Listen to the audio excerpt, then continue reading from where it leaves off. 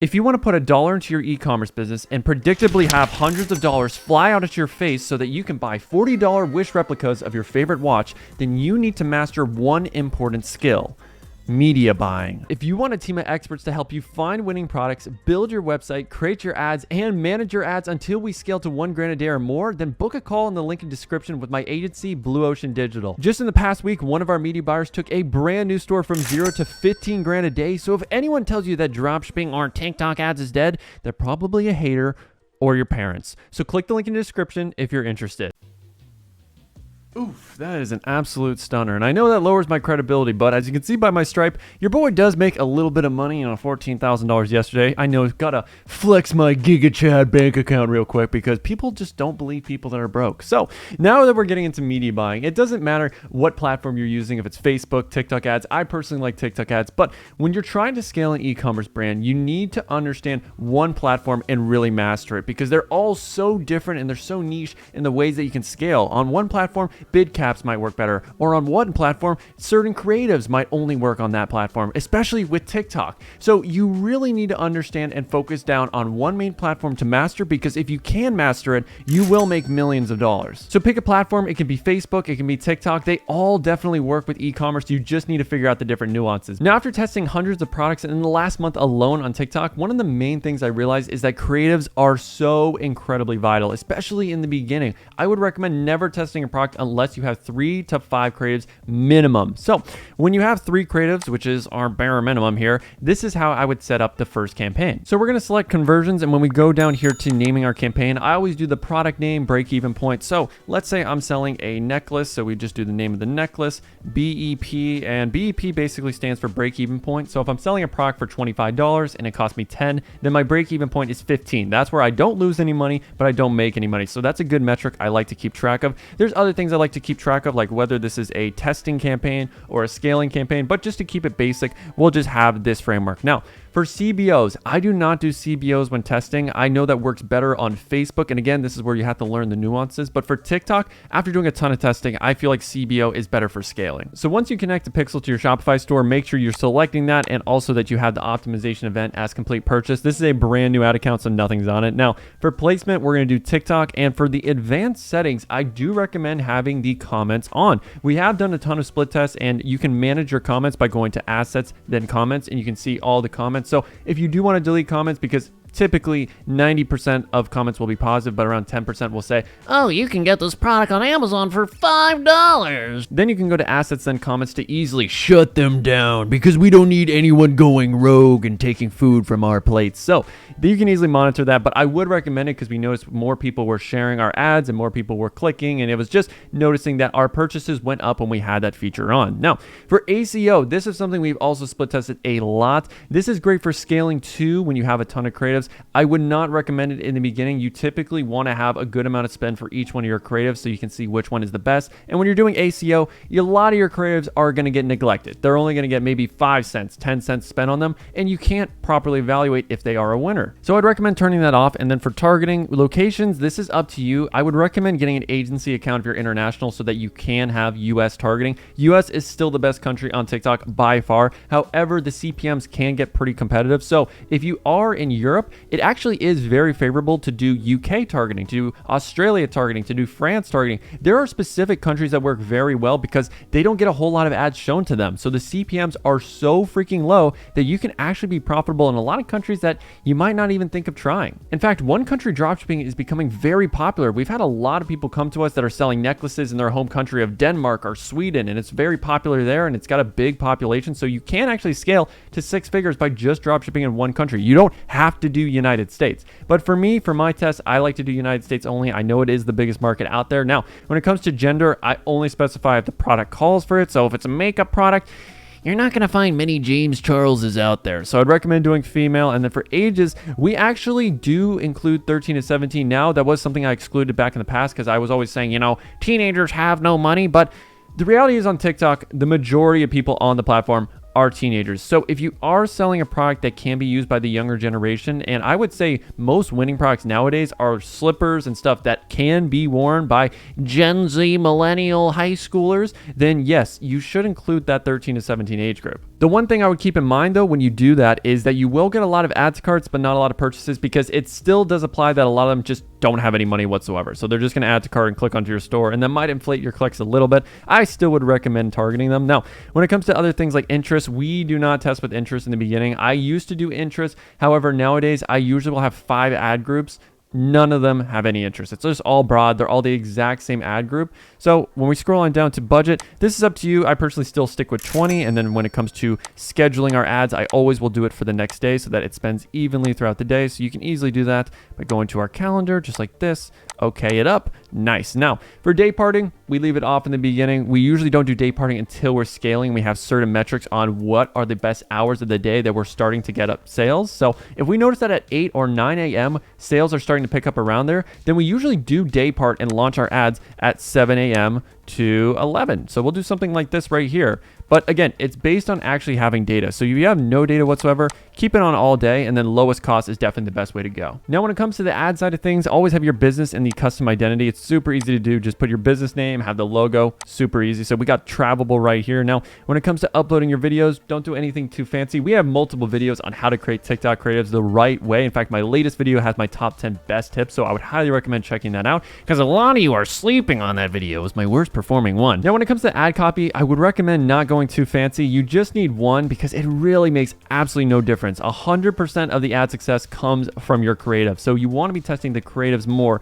than ad copy. So right here, I have 40% off today only. Get yours now. Super simple. And then with ad creatives, I would recommend testing 3. So the way to do that is you click on duplicate, and then boom, you can upload the other 2 videos you want to test. So just to recap, it's one campaign. You're going to have 5 ad groups, CBO off, ACO off, and the same 3 creatives in each ad group. Now, if you do have more than 3 creatives, you can get a little bit fancy with this. And what I would recommend doing if you have 5 creatives is that you create 5 ad groups exact same way. You're doing broad, whatever the location targeting you want to do, same thing with the gender. But when you're doing the creative side of things, I would have 1 creative in each ad group. As you can see right here, I got 5 ad groups right here, and if we click inside of them, there's going to be 1 ad for each. And the reason why we do that is so that each ad creative can get an equal amount of spend. They all get $20, so that you can see which creative performs the best, because all the audiences are the exact same. The only variable is the ad itself. So as you can see right here, for this ad group, broad number 2, I'm just going to click inside of it, and we can see right here we have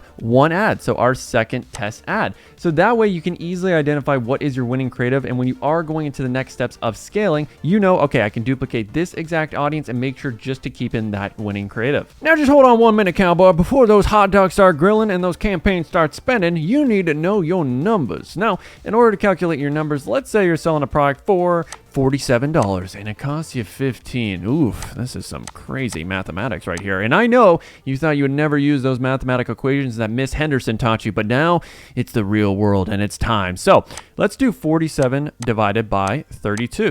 And that is going to be our break-even ROAS. So if any of our ad groups is above 1.46, we know that is profitable. But let's say you have no idea how to use a freaking calculator. You can use this website right here too. Also, we'll get the exact same number. And I believe if you create an account with Dropship Toolkit, you can also do your ideal profit margin. So if you want a 10% profit margin, you want to know what ROAS accomplishes that, then you can use this tool as well. Now, the next thing you're going to need to do is set up your columns, because you have to be able to look at the data and know what's going right and what's going wrong. I'm not going to lie, I'm getting a little turned on looking at these columns, because this is one of the sexiest, finest ways to analyze your numbers that I've ever seen. Now, for this, you're going to have total cost, CPC, CPM, impressions, clicks, CTR. All of these things I do feel like are necessary. Another thing I would maybe include is frequency, because frequency is a good measure if your ad is being seen too often and that it's starting to saturate, and usually you can attribute that to being something that will lower your ad performance if it's being seen too much. Usually a good frequency number is 1.5 or below. Now, you can get all these metrics here. If you go to page event, add to carts, you got your complete payment ROAS. You can do a complete payment just like this, total and cost. Now, let's just confirm real quick and let's see our numbers. So we can see our costs and really just the entire funnel, because your ads are going to start spending, then you're going to get clicks, you're going to also get some impressions here. We go to our CTR, which is a great way of measuring our ad performance. And then all the way to the right, we can see, oh my goodness, 2.78. We are profitable. We are above our break even. But our frequency here on this specific campaign not ideal. This is actually indicating to us that we should be testing some more ads. So let's talk about when you should kill or scale your ad groups. Now, for me, after an ad group has spent at least $10 and it has no add to carts or no purchases whatsoever, I'm killing that thing. It's just trying to steal my money, and TikTok is already rich enough. So $10 is usually where I'm going to start to make some kills. Now, if it has spent the full $20 daily budget and we have no purchases, nada, I am also going to be killing it, but it does depend on the product. If you're selling something that's $80 or $100, yeah, you might not get a purchase in the first $20, but if you get a purchase within $30 or $40, you're still going to be very profitable. So it might make sense to leave it on if it is getting some add to carts. Now, when it comes to your testing campaign, 99.999% of the time, it's going to be unprofitable as a whole. And that's perfectly fine, because the reason why we calculate the break-even ROAS is to identify those ad groups that are profitable and that we can put more money into, because the name of the game is finding as many audiences that you can put more money into that are turning $1 into more than $1. So as you can see with this campaign right here, if we scroll down, it's been 185, and as a total, as a whole, it's at a 0.73 ROAS. No bueno. I'm not trying to get 73 cents on the dollar. This isn't some Warren Buffett way of investing. But as we can see, we got two different ad groups, 1.98 and 2.0, which is above break even. So we can put more money into these and become absolute millionaires, riding our Teslas and Lambos around the block and flexing on our parents and high school teachers that never believed in us. Now, another thing you're going to need in your media buying journey is some KPIs. I know, another acronym that helps you not understand this whatsoever so that you hire an agency to do the work instead. But really, a KPI is a key performance indicator that you use as a baseline for trying to estimate where your funnel is going right and where it's going wrong. So for us, what we look for in our ads is making sure that with our targeting, with our audiences, our CPM is under $10. And this is specifically for TikTok. Now, for CPC, this is on Facebook, TikTok, wherever, we're always aiming for 50 cents or less. And a CTR of 1%. I have never seen an ad ever be successful, or a product ever be successful with a CTR of 0.5 or 0.6. It just doesn't really happen. So this is what I recommend as the minimum you have to be hitting. Otherwise, you need to be testing more ads. It really is a numbers game when it comes to TikTok and creatives, because your TikTok creatives are going to die, usually within a week or two. So I recommend testing at least 3 to 5 new videos every single week once you have a winning product, which is why I also recommend getting a content creation team. And it's actually really not that hard to have a content creation team. You basically just need 2 to 3 influencers that you can send your product out to. And then whenever you come up with new ad script ideas, whether it's studying your competition by going out to KPIs or the TikTok Creative Center to see what's working right now, all you have to do, send them the scripts, send them the product, and usually you have to pay about 20 to 30 bucks per ad that they film for you. But you have a team that you can leverage whenever you're realizing, oh wait, I'm starting to see my ad performances die out and that frequency is raising up a bit. So as you can see right here, this is one of our content creators at Blue Ocean Digital. So we send them products whenever we need more content, whenever we're scaling a product, whenever we're working with an e-commerce brand at our agency.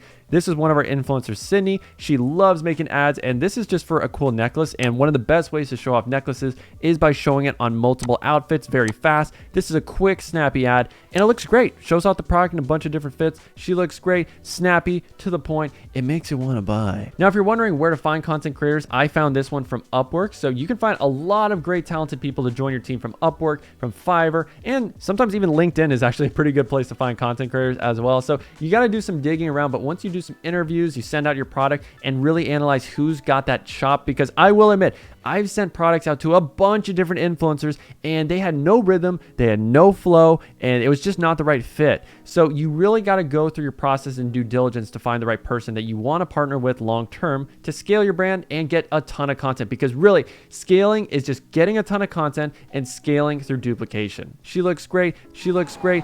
She looks great. I mean, she looks great on camera for TikTok ads, of course. I mean, it's not like I find her attractive or anything. I have a girlfriend. I mean, what? Are you going to report me to the HR department at my own agency? I am the company. I'll fire you right now. You have the privilege of watching me teach you how to scale. You know what? You're on thin ice. But let's get into how to scale once you have some profitable audiences. Now, the first thing I would recommend, going back to this specific campaign, what we would normally do once we have something that is working is we want to duplicate by usually doing a copy, into a new campaign, and we raise the budget from whatever it is. So right now, these are $30 ABOs. We would probably duplicate that to $75 or $100. We really like to go big when we are duplicating. And if it works at that higher budget, let's say we duplicate this audience one time at 100, it's profitable. We'll duplicate that profitable one at 100 to 300. And then 600, and then 900, and then $1 million. All right, maybe not $1 million, but we definitely do duplicate to 100, 300, 500 all the time with our winning audiences, because the name of the game is spending more money profitably in your winning audiences. There's no reason to just go and limp in little, let's do $5 budget raises incrementally. That doesn't scale. And really with TikTok, you want to scale fast because your product can die out ASAP. Your creatives can die out ASAP. So you might as well spend as much as you can and bring in as many sales and as much profit as possible when you have something that's working. Do not let something die because you decided to just wimpily put some more money into it. Now in this campaign, because that is the one ad group with multiple conversions, I would definitely duplicate. But in this case, with this top one that only has one conversion, I would wait till it gets multiple purchases. That's usually my criteria for getting into duplication. It has to have multiple purchases. It has to be profitable. And that's when we get into it, because it can be just one lucky purchase. Now, when we look at all the other numbers for these ad groups, I mean, the CVR is looking good. That's a 4% conversion rate. If we go back to the left, let's actually analyze everything here, because that's really important. Because the best way to become a great media buyer is constantly looking at ads and getting experience. It's all experience. Now,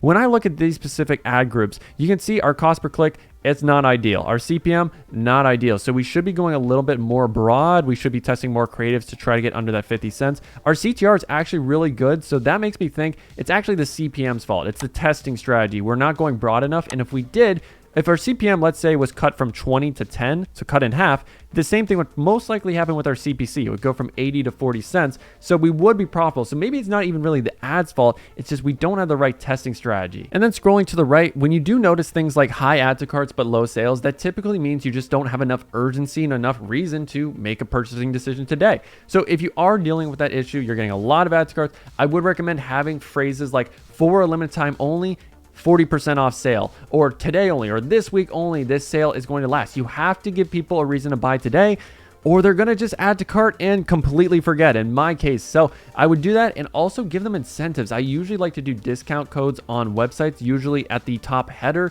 I'll say use discount code SAVE10 to save 10% off your order. It can be as simple as that, and so many big brands will use discount codes to incentivize people to purchase today. You don't want to give them excuses. Now, if you are noticing in your campaigns you're getting a lot of link clicks, and let's say your ads are doing great, your CPC, let's just imagine a little bit here. SpongeBob imagination. We got 30 cents CPC, so we're doing actually really good. Oh my God, it worked. Our 30 cents CPC average. Oh, beautiful. Now, let's say, for instance, we're getting great cost per clicks, amazing link clicks, but we're not even getting any add to carts or conversions. What do you do then? Well, in that instance, it could be a problem with the product, but I actually do believe in most cases, when you're not even getting add to carts, it usually is the price or offer of your product is not that enticing. So what I would typically recommend is lowering your price $5, $10, split testing different prices, because clearly the price you have right now, if you're not getting add to carts, but a lot of link clicks, it's a little too high. So I would recommend lowering it. I'd recommend trying different offers like buy one, get one free, buy one, get one 50% off if your margins allow it, because not every product you can really do that. So definitely try different offers if you're not even getting ads cards, but your ads are doing very well. But going back to analyzing our campaign right here, as you can see, we would duplicate this audience right here. But when it comes to all the other ones that are not really profitable and in some cases don't make any sales, what we're going to do is turn them off. So as simple as that, you have to kill the fat, and that's really your job at the end of the day as a media buyer. You kill what isn't working, you react fast so that you don't waste your spend, and you scale up quickly what is working. It's really just a reaction-based job, and it's very simple. If you want to scale, you shouldn't be doing anything that's too complex. Really, scaling is as simple as making more creatives and just putting more money into what is working. Now, my next favorite way to scale is doing ACOS. ACOs are incredibly profitable once you've identified some winning ad creatives. So let's say, for instance, with this creatives, we've noticed that, okay, creatives 3, 1, and 4 are all inside this ad group. So what we would most likely do is we would create an all new campaign where we just have those 3 video creatives, and we would pair them with some different ad copies as well. So if you're wondering how to set up ACOs, incredibly profitable strategy is doing conversions. This is how we actually label everything, if you are wondering. So we would go to continue. CBO still is going to be off for this. Obviously, make sure you got complete payment. We got the right placements, everything. This is where we turn on ACO. So this will do a combination of all the different creatives and ad copies you give to TikTok. So if you give it 3 videos and 3 ad copies, it will make a total of 9 ads that will be seen inside of your ad group. So what we typically do is we'll create an ACO with the winning creatives and a few different ad copy examples. So we'll make a total of typically 15. We like to do 3 videos or 5 videos with 3 different ad copies, typically 5 videos with 3 ad copies. Then what we do is we duplicate that winning ad group 4 times. So we have a total of 5. So 5 ad groups, 15 ads, ACO on, still ABO, and we'll do that at $50 a day. And usually we can identify 1 or 2 profitable audiences that we can also scale through duplication. So if you're wondering how that works, you either upload or choose from the library your different ads that are already working. So you have your 3 videos right here, all of them looking nice and neat. Make sure they are showing up. And then you got your 3 different ad texts. So that'll be a total of 9 different ads. Then you put in your product page link or your collection link, wherever you're mainly advertising, upload those, and you got yourself an ACO scaling campaign. So again, it's all about reacting to what is working and what it's not. And let's say hypothetically, none of the ad groups are working. I would still recommend then turning off the entire campaign and recreating again and see if it can work a second time. We usually will do testing 2 to 3 times to see if we can at least get it to work 1 time, because that's all you need to do. You just get it to work once and then boom, you are optimizing correctly. However, sometimes it can take a few tries. Now, the final way I would recommend scaling is doing bid caps. They are so incredibly powerful on TikTok. It's absolutely insane. Now, you might be wondering, Ethan, what about lookalikes and retargeting? but I will admit, we've tried them a lot on TikTok. Lookalikes have never really performed well for us. And with retargeting TikTok's pixel, honestly, creating those audiences is so incredibly difficult. I would only recommend doing retargeting of your TikTok traffic on Facebook. That is a great strategy, and you should be omni-channel when you are scaling a product. You shouldn't just rely on one because, hey, if something happens, if something gets banned, you should have a backup channel just in case. So we'll get into the exact strategy, but you need to scroll down in the ad group section to bidding and optimization to go to conversion and then cost cap. Now, whatever you do, amigo, do not listen to TikTok. They're not your friend. They don't know what's best for you. They know deep down. They're like a friend that secretly is trying to get something from you, but they act and pretend like, oh, this is in your best interest. But really, when it comes to cost caps, there's 2 schools of thoughts. One being you calculate what your break-even cost is, and you use that as a bid cap or bid cap range. So let's say I'm selling a product for $30, cost me $10, my break-even is $20. So that is a good bid cap that we can set up, $20. Just like that, super easy. Now, typically what I like to do is I'll create 5 ad groups. So this is just one ad group right here. It's got a bid of $20, but I like to do multiple of these. So I'll duplicate it 4 times and I'll do $20. I'll do $19 as one of the ad groups. I'll do 18 as one of the other ad groups, 21 as one of the ad groups, and 22 as one of the other ad groups. So I do a bit of a range to see where is TikTok actually spending my money, because when it comes to cost caps, a lot of times it's only going to spend maybe 50% of your budget, 60% of your budget. You'll get very lucky if it actually spends it all. So you like to do a bit of a range to see where is TikTok actually spending your money, and is it optimizing, and is it profitable for you? So I do really recommend that strategy. If you have something that's working, take your most profitable ad group, recreate it, and do a cost cap with your best creatives. It worked insanely well. I mean, Jesus Christ, a lot of you guys are going to be buying a lot of NFTs this summer with this strategy. But another way that you can do it, let's say your bids are not spending at all, which is very, very common when you're doing lower bids. You can do something where you double your break even. So instead of 20, you can do 40. And in this case, hey, TikTok's actually pretty accurate. So you can do 40 as one of your bids, and then again, do that same sort of strategy where you duplicate your original ad group 4 times. After doing that initial bid of 40, then you do $41, 42, 43, 44, 45. You can do, let's say, I would say up to 10 ad groups. So from 40 to 50 to see where it's spending and where it's optimizing the best. Because in a lot of cases, I know what you're saying. Well, if it gets me $40 a conversion, I'm incredibly unprofitable.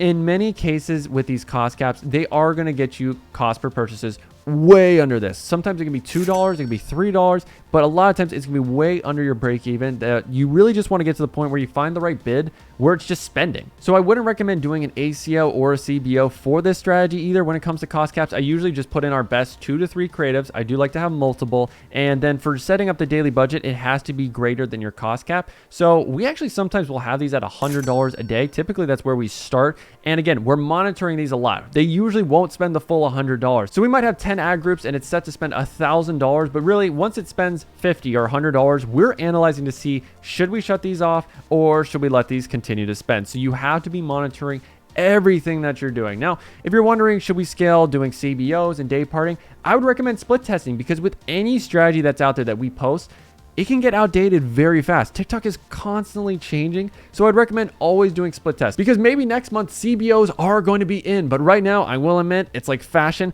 and CBOs are out. So I would not recommend doing them as of right now until we do another video on scaling. But that is currently everything we're doing at my agency, Blue Ocean Digital, to scale new ad accounts and test products as successfully as possible.